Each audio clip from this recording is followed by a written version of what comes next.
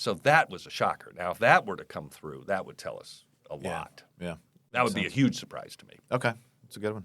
The Small Business Rundown is the official podcast of the National Federation of Independent Business, the member-driven voice of small business. NFIB and our members advocate to keep America's small businesses strong and independent in Washington, D.C., all 50 states, and the nation's courts. Welcome to the Small Business Rundown, a bi-weekly podcast with information on independent businesses' victories and challenges in Washington, D.C. and state capitals. I'm Adam Temple, NFIB Senior Vice President of Advocacy. Election day is just around the corner, and I'm joined by two political experts to give us the inside scoop on how things are playing out. Sharon Sussin is NFIB's Senior National Political Director, and Jim Ellis is a seasoned veteran of politics at the state and national levels and a leading national political analyst. We'll discuss what states and issues to keep an eye on as the results come in on Tuesday and how this election will impact small businesses. Before we dive in, given how rapidly news cycles move, I want to note that we're pre-recording this conversation on Monday, October 28th, about a week before Election Day. That said, Jim, Sharon, thanks for joining us today. Great to be here. Adam, thank you. It's always my pleasure. Well, we're looking forward to it. Jim, I'll start with you. You've studied elections for years. You often share your insights with NFIB's members. Just an overall view of the election. How do you see things right now? It's real interesting. It could almost go either way. I think at this point in time, it's still possible for both parties to have what we would call a legislative trifecta. That means they would win the presidency, the Senate, and the House. Mm-hmm. It's probably unlikely that the Democrats win the Senate. That's, I think, the most likely situation right now.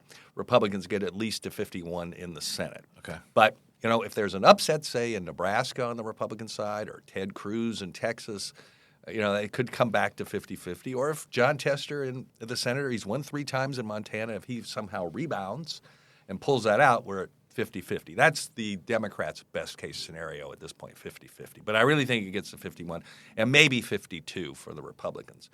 The House is the one that's very much up in the air, and we'll talk about that here in the podcast. But that could literally, I think, come down to 1 or 2 seats nationally. And, of course, the presidential race, you know, it looks like former President Trump has the momentum going in, which is important, but we'll just see what happens when we start counting votes. And what about battlegrounds for the presidential state? Where do you see those right now? Well, I think from a Trump perspective, North Carolina is the most important. He has to hold that. So in the last 2 elections when he's been on the ballot, he has carried 25 states twice. Okay. North Carolina is the weakest of those 25. And he really needs those 16 electoral votes. So that's where I'm going election night. The first thing I'm looking at is what's going on in North Carolina. Now, the early voting looks very good for Republicans right now. For the first time ever, more Republicans at this point have voted than Democrats. And that has, as I said, that's not happened before. So that's a real good sign for them. But he has to have that one. It's sort of like the college basketball tournament. You got to win that first round game or you're out. And that's, I think, the situation for him in North Carolina. Then I would move to Georgia and Pennsylvania. Okay. So to win, remember, Harris has the easier path because she just needs 90% of the electoral votes that Joe Biden received. And she can still win. What's that mean in terms of states? It means she can give up Georgia, Arizona, and Nevada and still win, but she can't give up any more than that. Trump wins. He has to flip 35 electoral votes from the last election. So he does that by holding North Carolina, winning in Georgia, winning in Pennsylvania. That's his easiest route. That gives him exactly 270.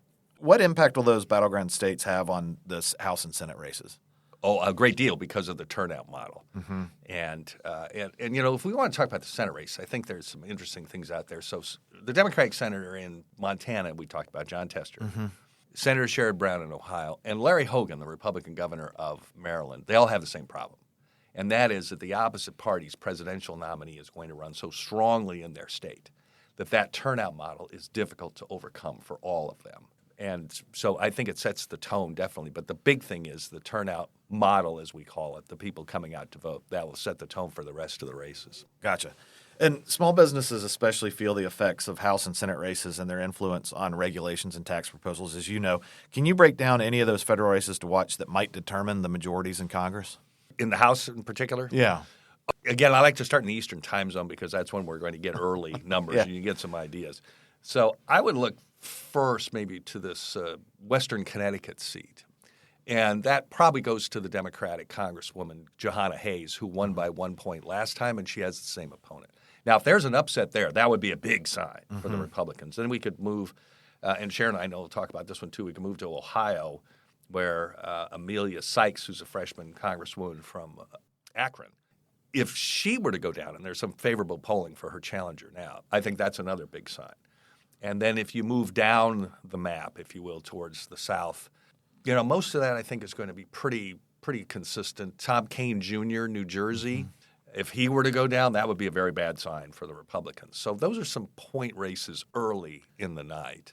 The House is going to take a long time to go through. We're going to be in political overtime for possibly weeks because we've got a lot of competitive races in the West. And if you look at these western states like California and now Arizona, they take a long, long time to count the ballots because they're verifying every signature of the mail ballots. And there's going to be over 17 million from California alone, so that's a lot. The New York situation is they're going to take a while too. And the big problem the Republicans have in the House is they have 7 seats, 3 in New York and 4 in California, that probably should be Democratic seats. Okay. And how many of those can they hold in a presidential year when the turnout is going to be higher? And naturally, so if you're in a Democratic seat, you're obviously going to get more Democrats coming out. That's their fundamental challenge that they have to overcome. Okay. What about surprises? Are there any races that are coming down to the wire that you didn't anticipate maybe a couple months or? Oh, yes. There's one in Texas that's really surprising me. It's former Congresswoman Myra Flores and Congressman Vicente Gonzalez. That's the Brownsville seat that touches the Gulf of Mexico. That seat is really interesting to me because it was drawn as a Democratic seat by the Republicans. And normally when one party draws a seat for the other side, that works. Right. The reason they did that is because they wanted to win the adjoining seat. So they took some Democrats from that and put it into the Brownsville seat so they could win the McAllen seat. And they did. It worked. And so this is a D+17 seat here in the Brownsville seat. But the polling shows Trump ahead there. The last poll I saw, Trump was up by 2, and the Republican candidate there, Myra Flores, was only down 3. So that was a shocker. Now, if that were to come through, that would tell us a lot. Yeah. That would be a huge surprise to me. Okay. That's a good one. Sharon, can you tell us a little bit more about the NFIB team and how we get involved in electing pro-small business candidates? Sure. Our political program through our PAC has a 3-pronged approach. First, it's about identifying those pro-small business candidates at the state and federal level. And then it's about engaging our members with those candidates through, events and other opportunities to show support. And third, and most importantly, it's about voting. And we certainly put a high premium and value on making sure our members know how and when and where to vote. And we've got about a week to go. What can small business owners do in this last week leading up to Election Day to make a difference? Vote. I mean, most of the country, I believe, is voting already. Our members, business owners, are busy, and the last thing you want to do is have Election Day come and go, and you got caught up with something at work and couldn't make it out. So vote. Encourage your employees to vote to make sure they have the time to do so, and talk about issues that matter to the business. That's something that it's always important so that employees of a business know it's important to be that voice of small business, which we always talk about. Best way to be that voice is to vote. And expanding on that a little bit, what has the political department, or really NFIB as a whole organization, what have we been doing leading up to the elections? A lot. Yeah. A lot. This election has been surprises and changes and big issues, but what has not changed is the issues that are important for small business and for our members. And so, again, we've been doing our voter guides, which is the information we send to members that's state-specific, so our members know when early voting is starting, who our endorsed candidates are. We have our road team, which is one of, I believe, our marquee programs that we do here at NFIB. We have staff visiting with members in top states and districts. We have in New Hampshire, they're going up this week. We had Ohio last week, Michigan the week before. So we're doing a lot to show our members, on the ground that it's important for them to get out and vote. So that's a lot of what we're doing. We don't leave anything on the table. We're using our PAC. We have limited resources from our PAC. Our NFIB does not fund our political programs. It all comes through our PAC. So we have, limited resources, and we want to make sure we're using them in the most efficient and effective way. And you mentioned endorsements. Can you walk us through a little bit about how the NFIB endorsement process works? listen, we can't support every candidate, everywhere. So we have to be, we have to have a process in place, which thankfully we do. We are interviewing candidates. I think I met with well over 100 congressional candidates this cycle. We ask them to fill out candidate questionnaires if they don't have a voting record. Of course, our priority is helping those incumbent members of Congress in the legislature who are already demonstrated supporters of small business. We want them back. We need them back. And then it's finding those other opportunities where we can support pro-small business candidates to get the right people at the table when, these issues are just so important as we look ahead, certainly in the next Congress. And I've heard you say several times pro-small business candidates. I haven't heard you say Democrat or Republican. Does party matter in our endorsement process? Not at all. Not at all. I mean, we really, we want to make sure that we're supporting. Jim knows there's so many races around the country that are important for Republicans, but guess what? We're not in them. We haven't made those endorsements because we work with members on both sides. We have a need so that we can, again, be prepared next Congress to have those hopefully fruitful conversations on issues. Yeah. So it's about the issues. What are some of the priority issues for NFIB members? Without question, it's about the expiring tax cuts next year.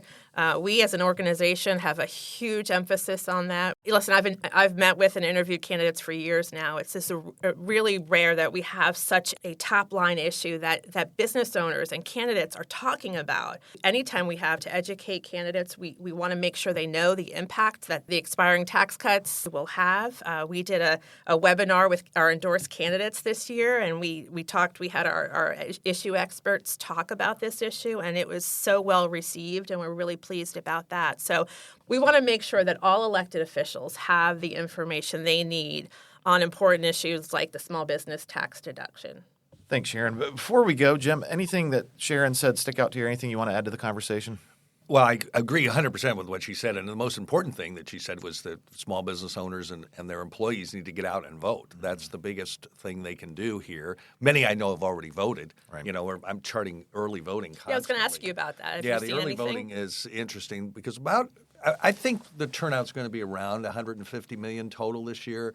We set a record in 2020 at 158 million. But remember, that's when we had the universal mail balloting because the Supreme Court and the court said because of COVID, we're going to have this emergency voting procedure that doesn't exist this time. Yeah. So unless the state has changed its laws, and several have, we're not going to see as many early votes, I don't believe. Right now we've had about 40 million at the time we're recording. If it's 150 million, last time they had 92 million early votes. I don't think we'll quite get to that level this time, but it's going to be at least 45%, maybe even 50% of the total turnout will be early. All right. Anything you wanted to ask, Jim, or that I should have surfaced? Yeah. Tons. This podcast, I believe, is being released on Halloween on Thursday. Yeah. So is this election going to be a trick or a treat for small business owners? I think we might have a mixed bag, but I think for the most part, mixed bag of candy is good, right? I think it's mostly a treat from what it looks like. The late momentum suggests mostly a treat. All right. Well, I think that's a good place to end it. Jim, always generous with your time. We really appreciate it. Great insights, and we'll look forward to talking to you after Election Day. Well, Adam, thank you very much. It's always my pleasure to be with everybody at NFIB. And, of course, Sharon, it is always wonderful to have you, too.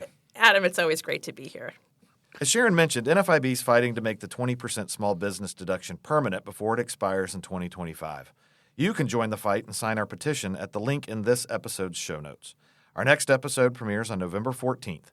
We'll be answering questions from listeners regarding these topics, so if there's anything you'd like us to cover on the podcast, send us an email at podcast@nfib.org. And now I want to thank you, the listeners, for joining us on today's Small Business Rundown. We'll be back every 2 weeks bringing you news and analysis from Washington, D.C. and state capitals so that you, whether you're a business owner or a supporter of one, can continue to blaze a trail. The Small Business Rundown is brought to you by NFIB, the voice of small business. You can find us at nfib.com and on Twitter, Facebook, Instagram, and LinkedIn.